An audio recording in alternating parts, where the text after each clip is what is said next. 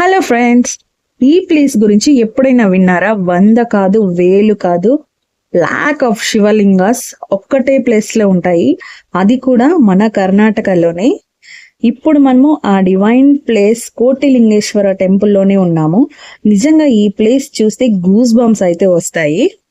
So ఇవాల్టి మన వీడియోలో ఈ కోటిలింగేశ్వర టెంపుల్కి మనమైతే ఎలా వెళ్తున్నామో, జర్నీ ఎలా ఉండబోతోంది, దర్శనం ఎలా జరిగింది, ఇవన్నీ అయితే నేను మీతో షేర్ చేసుకోబోతున్నాను. సో మిస్ చేయకుండా, వీడియోని స్కిప్ చేయకుండా వీడియో ఫుల్గా చూడండి. యాక్చువల్లీ టెంపుల్కి ట్రైన్ జర్నీ అయితే చాలా పీస్ఫుల్గా ఉంటుంది. కానీ మేము లేట్గా బయలుదేరడం వల్ల బస్ జర్నీ అయితే చేయాల్సి వచ్చింది. మనం ట్రైన్లో వెళ్ళినట్టయితే మనం ఉండే ప్లేస్ నుంచి బెంగళూరు నుంచి 2 hours అయితే పడుతుంది.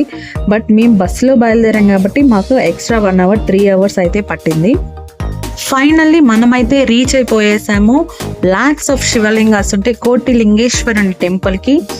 ఇప్పుడు మనం లోపలికి వెళ్ళి ఆ స్వామివారి దర్శనం అయితే చేసుకున్నాము. సో ఫ్రెండ్స్, మనకైతే టెంపుల్ లోపలికి వెళ్ళడానికి ముందు అయితే మనకి ఈ విధంగా కనిపిస్తూ ఉంది. కొన్ని షాప్స్ అయితే ఉన్నాయి. ఇక్కడ మనం టికెట్ తీసుకోవాలి. పర్ హెడ్ 20 రూపీస్, ఓన్లీ క్యాషే తీసుకుంటున్నారు. సో లోపలికి వచ్చాక లిటరల్లీ నేనైతే షాక్ అయ్యాను. ఎక్కడ చూసినా శివలింగాసే. చూడండి ఫ్రెండ్స్, ఎటు చూసిన శివలింగాలే కనిపిస్తున్నాయి. చిన్న సైజు నుంచి పెద్ద సైజు వరకు అన్ని సైజులలో మనకి శివలింగాలు అయితే మనం దర్శనం చేసుకోవచ్చు. ఎటు వైపు చూసినా కూడా శివలింగాలే కనిపిస్తూ ఉన్నాయి. అలా శివలింగాల మధ్యలో నడుచుకొని వెళ్తూ ఉంటే లిటరలీ నాకైతే చాలా హ్యాపీగా అనిపించింది.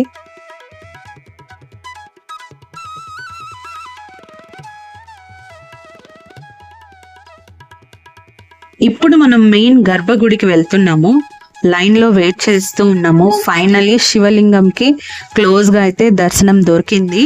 బట్ ఆ మూమెంట్ని నేను క్యాప్చర్ చేయలేకపోయాను, అక్కడ కెమెరాస్ అలౌడ్ లేవు.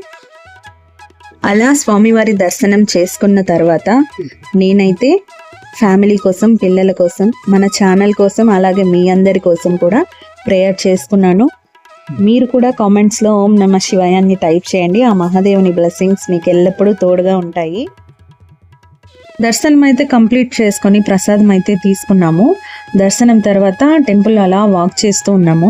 ఇంకా ఎన్ని లింగాలు ఉన్నాయో మీరే చూడండి. చిన్నవి, పెద్దవి, అన్ని సైజులో అన్ని శివలింగాలు ఉన్నాయి. ఫొటోస్కి అయితే ఇది బ్యూటిఫుల్ స్పాట్ అండి. మేమైతే కొన్ని ఫొటోస్ కూడా తీసుకున్నాము. మనమైతే ఇక్కడికి సండే అయితే వచ్చామండి. బట్ మండే టైంలో అయితే క్రౌడ్ ఎక్కువగానే ఉంటుందంట. బట్ ఈ ఎక్స్పీరియన్స్ మాత్రం అన్ఫర్గటబుల్ అసలు. ఇది చూడండి, మెయిన్ అట్రాక్షన్ పెద్ద శివలింగ స్టాచ్యూ. చాలా మ్యాజెస్టిక్గా అయితే ఉంది. హైట్ చూస్తే మనం చాలా చిన్నగా ఉన్నాము. ఇక్కడ నంది కూడా ఉంది. ఫ్రెండ్స్, నిజంగా ఈ ప్లేస్కి వచ్చాక మైండ్ అయితే చాలా ఫ్రెష్గా ఫీల్ అవుతుంది. ఇలాంటి డివైన్ ప్లేసెస్ అయితే మనకి పాజిటివ్ ఎనర్జీని అయితే ఇస్తాయి.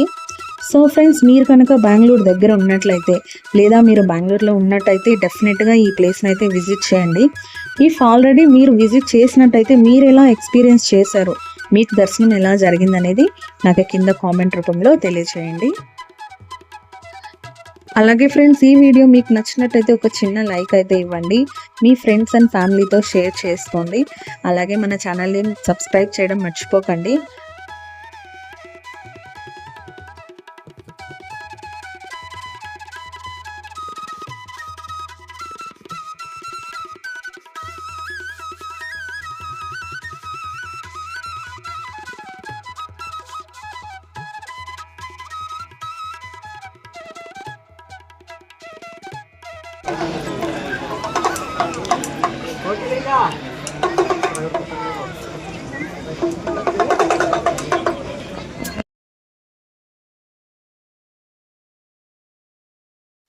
సో ఫ్రెండ్స్, దర్శనం అయితే కంప్లీట్ చేసుకున్న తర్వాత టెంపుల్ బయట అయితే మనకి ఇలా ఉంటుంది. బయట కొన్ని షాప్స్ అయితే ఉన్నాయి. నేను కొద్దిగా షాపింగ్ చేశానులేండి. ఇక లంచ్ అయితే చేసుకొని మనం బెంగళూరు రిటర్న్ బయలుదేరిపోవాలి. ఇప్పుడు అయితే మేము ట్రైన్లో వెళ్తున్నాము, బస్ జర్నీ చేయట్లేదు.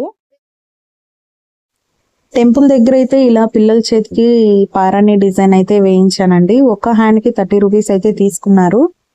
నేను వేయించుకున్నాను, మా పిల్లలిద్దరికి వేయించాను. ఇక ఈ డిజైన్ అయితే వేయించుకున్న తర్వాత ఒక హ్యాండ్కి 30 రూపీస్ అయితే తీసుకున్నారు.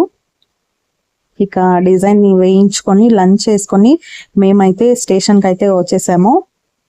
వచ్చిన తర్వాత బెంగళూరుకి అయితే ట్రైన్ టికెట్స్ బుక్ చేసుకున్నాము. సో ఫ్రెండ్స్, ఇది ఇవాల్టి వ్లాగ్. ఈ వీడియో కనుక మీకు నచ్చినట్టయితే ఒక చిన్న లైక్ అయితే ఇవ్వండి. మీ ఫ్రెండ్స్ అండ్ ఫ్యామిలీతో షేర్ చేసుకోండి. వీడియో ఎలా అనిపించింది అనేది నాకు కింద కామెంట్లో కామెంట్ చేయండి. See you on the next video, friends. Bye bye.